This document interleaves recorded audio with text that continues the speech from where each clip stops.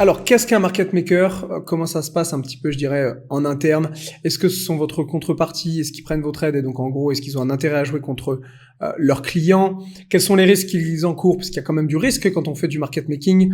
Je vais vous montrer un petit peu comment ça se passe. C'est le thème de la vidéo du jour. C'est parti.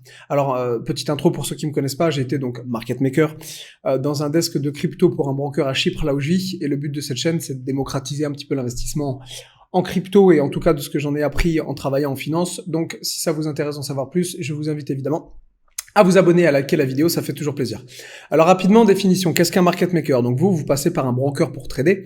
Je vais revenir rapidement sur ces notions. Donc en gros, broker, vous avez deux business models essentiels, A-Book, B-Book. En gros, le A-Book, c'est il va vous lui envoyer des ordres et il va juste prendre une commission, mais il va virer ses ordres sur ailleurs, chez un autre broker, sur une autre contrepartie. En gros, il va pas être votre contrepartie, donc ça va être 2, 3, peut-être 4% des brokers sur la place. L'essentiel des brokers sont ce qu'on appelle des B-Book, deuxième modèle. Le B-Book, en gros, le broker est votre contrepartie, il fait du market making lui-même, il a une dealing room, ce qu'on appelle, et il fait du market making lui-même, c'est-à-dire qu'il est votre contrepartie.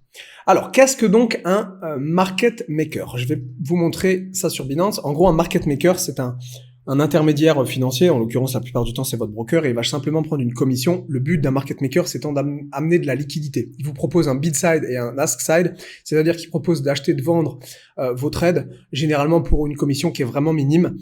C'est ce qu'on va voir tout de suite. Donc là, je vais essayer de me mettre sur Binance et je vais essayer d'en prendre un qui est pas trop dégueu pour vous montrer. Hop, celui-là. C'est parti. Donc là, je screen l'order book de Binance pour vous montrer un petit peu comment est-ce qu'un market maker opère, puisque en gros, ce qu'il faut savoir, c'est que le market maker, il a plusieurs business, il en a essentiellement deux. 99% du temps, il est ce qu'on appelle market neutral, c'est-à-dire qu'il a aucun intérêt à spéculer. C'est ce que je vais vous montrer tout de suite. Ok, donc order book de Binance, ici bid side, ici ask side. Donc en gros, c'est simple. Vous avez vu la différence ici entre le 30 496 et 497. Ici, c'est le prix auquel il achète. Ici, c'est le prix auquel il vend. La différence, c'est dans sa poche. Je vous explique ça tout de suite. En gros, je mets market maker, donc MM pour market maker, ok. Donc ici, le market maker, sur ce côté-là, il achète, on a dit 496. Ok, donc il achète pour 496. D'accord? Il achète ici pour 496. Et donc, en gros, ici, il va vous vendre pour 497. Ça, c'est son business. Oups. Alors, 97. OK. Et vous, en tant que trader, on va mettre ici, trader, vous vous en doutez. C'est l'inverse. C'est-à-dire que moi, je suis trader, je vends à 496. Le trade que forcément lui va m'acheter pour le même prix. Et à l'inverse, lui, vu qu'il vend à 497, il vend à qui? Il vend à moi. Donc moi, j'achète à 497. Voilà, en gros, comment ça se passe. Il y a deux types d'ordres dans le market making essentiellement. MO, Market Order, LOB, Limit Order Book. Quand vous êtes en Limit Order Book, vous allez mettre en gros la liquidité ici dans le book, comme le Market Maker à l'achat ou à la vente. Ok, bon ça pose pas problème.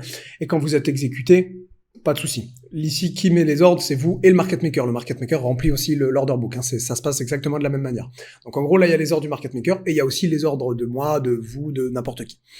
Ok, donc ça, ce sont les Limit Order Book. Pour ce qui est du Market Order, encore une fois, c'est simple. Ici, le Market Maker, achète 496. C'est-à-dire que moi, je lui vends quand je vais vendre, je vais venir frapper entre guillemets hit le côté bid, et donc ça veut dire que quand j'exécute un ordre au marché, moi je lui vends et lui il achète en gros ce prix-là. Et à l'inverse, lui il accepte de me vendre vous avez compris, 496, donc moi je suis obligé de l'acheter plus cher. La différence, pour faire simple, c'est le spread, c'est 1. Vous avez compris, le spread bénéficie toujours au market maker. Ça, c'est l'essentiel du business du market maker. C'est essentiellement comme ça que les market makers se rémunèrent aujourd'hui, en restant market neutral. C'est-à-dire que, en gros, je vais vous le montrer ici. Ici, je vais vous mettre, je vais vous le mettre comme ça. En gros, désolé pour la qualité des dessins, mais c'est juste pour vous montrer un petit peu le fonctionnement de la chose. J'ai pas pour but de faire du Picasso. Voilà, le market maker, ça c'était, je vous ai montré le premier business model. Là, je vais vous montrer le deuxième business model. Le deuxième business model, c'est qu'occasionnellement, mais c'est rare, le market maker peut ne pas être neutre sur le marché. C'est-à-dire qu'en gros, le but du market maker, vous avez compris, il a un inventaire, et c'est de pas bouger, juste de charger ce qu'on a dit, le spread, c'est la commission, d'accord? De temps en temps, le market maker peut, sous certaines conditions, ne pas être neutre. C'est-à-dire que là, par exemple, vous avez des ordres qui arrivent. Par exemple, ce sont des ordres, je dis n'importe quoi, d'achat. Qu'est-ce qu'il va faire? Il va transmettre ces ordres à un autre exchange, d'accord, pour vendre. C'est-à-dire que là, j'ai 3 ordres d'achat, j'exécute donc ces 3 ordres, donc ça veut dire qu'en gros, ces 3 ordres d'achat, moi j'accepte de vendre 3 bitcoins, mais comme j'ai vendu 3 bitcoins, j'ai moins 3 bitcoins dans l'inventaire, il faut que je les rachète tout de suite. Occasionnellement, pour X ou Y raison, parce que par exemple, il pense que ça va monter, baisser sous certaines conditions, il peut avoir un inventaire qui ne soit pas neutre. C'est-à-dire que là, par exemple, si j'ai vendu 3 bitcoins à un mec qui me les a achetés, je dois avoir moins 3, je dois récupérer ces 3. Occasionnellement, pour X ou Y raison, parce qu'il pense que le marché va baisser, au lieu d'en récupérer 3, il va en récupérer que 2. Il va pas complètement gérer son risque de manière complète, parce que il pense que le marché va baisser. Ou à l'inverse, quand le marché va monter. Mais en gros, de temps en temps, ils peuvent prendre des paris directionnels, mais c'est très rare. Ça, ce que je vous montre, c'est vraiment très rare, ne le prenez pas trop en compte. Prenez surtout en compte ça. L'essentiel du business, c'est ça. J'ai le spread, d'accord? Rester market neutral, c'est-à-dire mon inventaire doit être flat à la fin de la journée, j'ai simplement pris tout un tas de commissions. Encore une fois, occasionnellement, ils prennent des directions, et c'est ce qu'on verra peut-être un petit peu plus tard. Donc ça, c'est grosso modo comment leurs 2 business models, 99% c'est ça, et je dirais qu'1% du reste du temps, il peut de temps en temps avoir un inventaire plus ou moins à l'achat ou à la vente en fonction de ce qu'il pense du marché. Est-ce que le marché en gros va monter, baisser?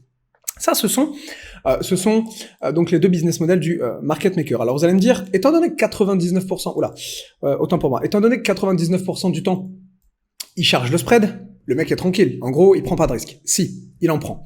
Et c'est ce dont on va voir tout de suite. En gros, je vais vous mettre les risques, je vais vous les mettre ici sur ce côté.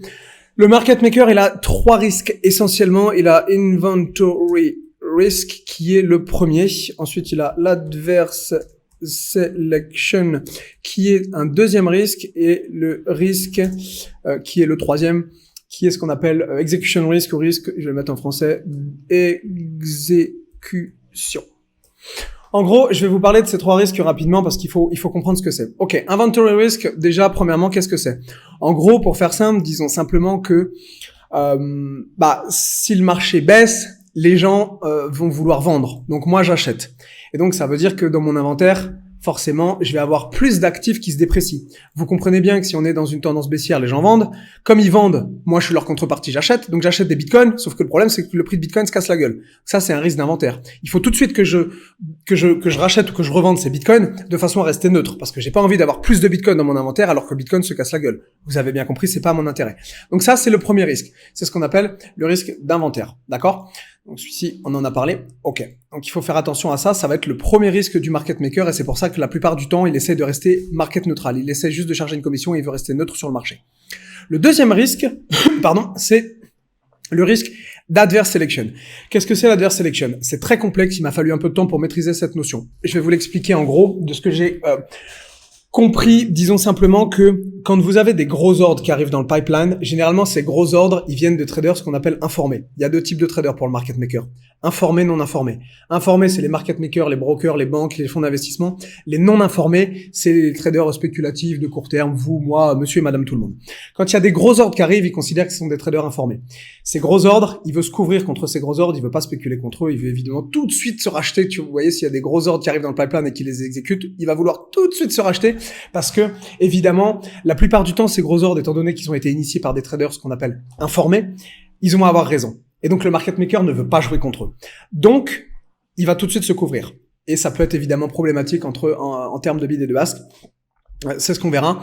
Donc ça, c'est le deuxième point, l'adverse selection. Le troisième point dont je voulais vous parler, c'est le risque d'exécution. Alors, qu'est-ce que c'est que le risque d'exécution?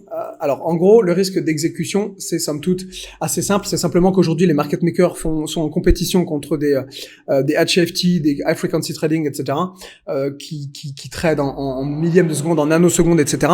Et donc, en gros, c'est quand même très, si vous voulez, très problématique pour le market maker d'être en compétition là-dessus, parce que si son algo est pas performant, il va tout simplement se faire démonter la gueule. Je vais vous prendre un exemple, par exemple.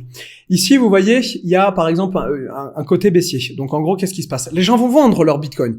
Du coup, moi, en tant que market maker, je leur achète. J'achète un Bitcoin. Du coup, comme je veux rester market neutral, tout de suite, je vais essayer de revendre ce Bitcoin. Le problème, c'est que si jamais il y a une demi-seconde ou une seconde de latence, je vais potentiellement le revendre un tout petit peu plus bas. Et vous vous doutez que sur des dizaines de milliers d'opérations, voilà, tout simplement. Ou pareil à l'achat. À l'achat, quand je vends et que je rachète, ça marche pareil. Ça, c'est un problème d'exécution. C'est le troisième risque, c'est ce qu'on appelle le risque d'exécution.